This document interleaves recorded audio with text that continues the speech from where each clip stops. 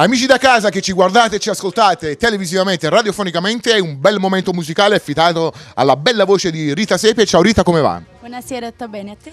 Benissimo, io vedo che ci sono delle novità discografiche, infatti è uscito il tuo primo lavoro discografico che porta per titolo Il gioco dell'amore. Parlaci un attimino di questo disco, di queste quanti pezzi include. Allora, questo disco, come hai detto tu, è intitolato Il gioco dell'amore, composto da 8 brani scritti da Gino Da Vinci, Carmine Liberato, Vincenzo D'Agostino, Enzo Rossi, Daniele Bianco e Mariano Alfano. Cioè, voglio dire, sono tutti nomi di spessore, voglio dire. Grandi autori. Certo.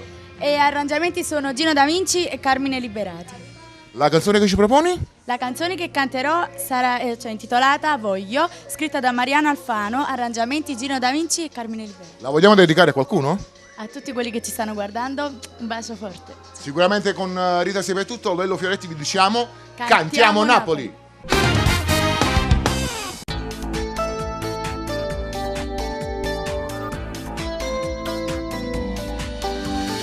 I giorni si somigliano, i sensi si combattono, è una ragione che se mi seconde me scema, i volontà per scegliere, amore amaro o crescere, non so se capirai, non ne hai capito mai, voglio solo più amore per me e sentire il rumore del cuore, camminava le mani tutte e salare i tuoi baci nel mare, voglio un nuovo destino chissà, di promesse e parole sincere e non che le tu dici a me, ma il domani somiglia più a ieri, i voglio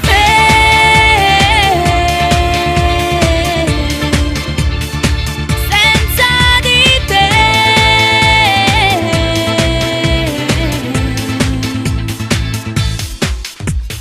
non verserò una lacrima, la scena non le merita, non chiedere perché, sto meglio senza te, giuro, chiedevo cose semplici, né principi né favole, la vita è un po'